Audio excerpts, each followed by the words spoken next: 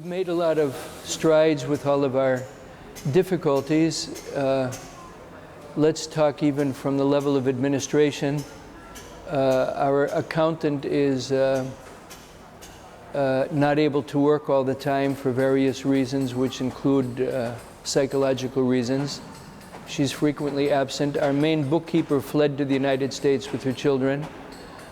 We've had to reorganize fast a place to work since Pétionville was demolished, but in any case, we've rented a simple office and we've been able to reorganize the remaining staff, the staff that we still have to work there, and at least at a rudimentary level, we've been recuperating all the information from the 1st of January so that we can be back on target with our usual financial tracking and our usual financial reports.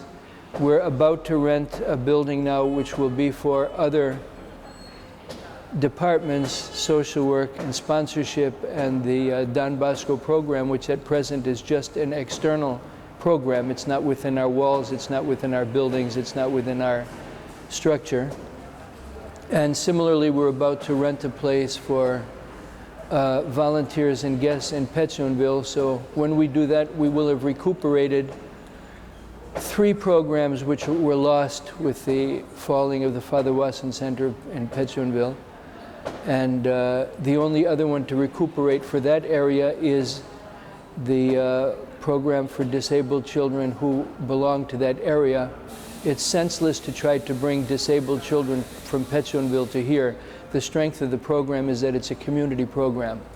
So as far as replacing activities in Pétionville, the only one that we still have to replace is the Kai Elian, which is renting a place and resuming the activity for those children in that program.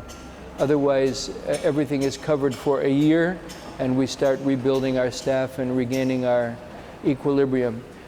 It's really important to say, and I say it very proudly, that there is nothing that we built ourselves that fell. Nothing. We didn't build the perimeter walls. They were contracted out. They fell. We built the hospital. It's standing.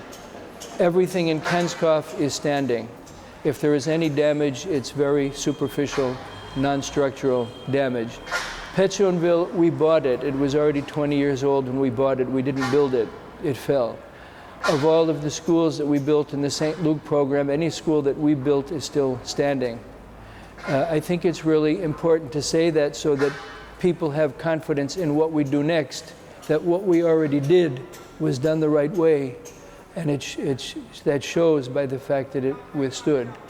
Of course, the challenge to building anyway in the future, no matter what, is whether or not cement and block is really a good idea anyway, or if we shouldn't go back to something more original in Haiti, which was a lot of building with wood, or if we should go to some more creative things with prefabricated buildings and things like that. In Pétionville, we're already working on the design for a place for 20 volunteers and guests, a two-floor building, and offices for central administration, including a meeting hall that can hold 20 people. That's what we're going to do on that property.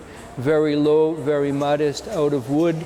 It'll be in the style of gingerbread, which is the early colonial style in Haiti. So it'll be like a nostalgic return to an old Haiti. It'll be very beautiful for the community in Pétionville.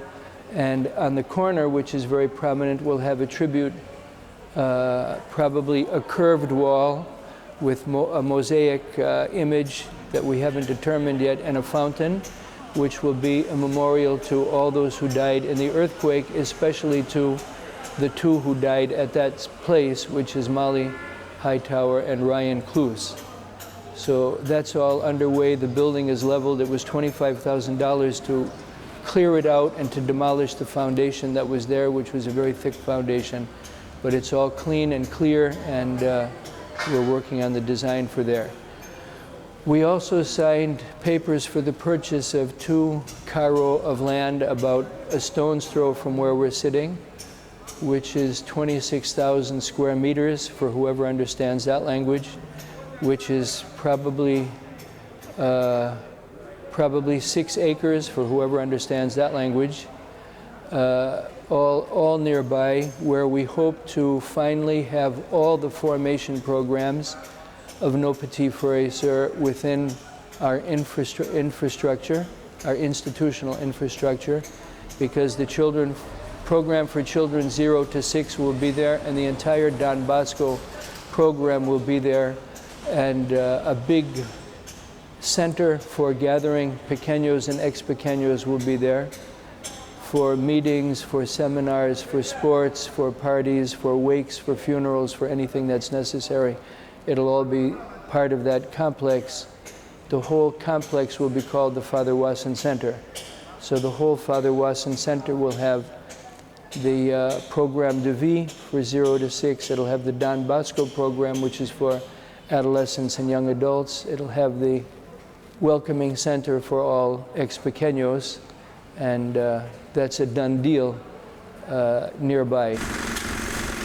The repairs here are well underway. You'll see the castillos, the supporting beams are tremendously large this time. It's, I think, about $160,000 or something like that to repair all of the walls that are damaged. We have 11 linear walls that are either damaged or fallen. Anyway, that's well underway, and repairing the superficial damage in the hospital is well underway.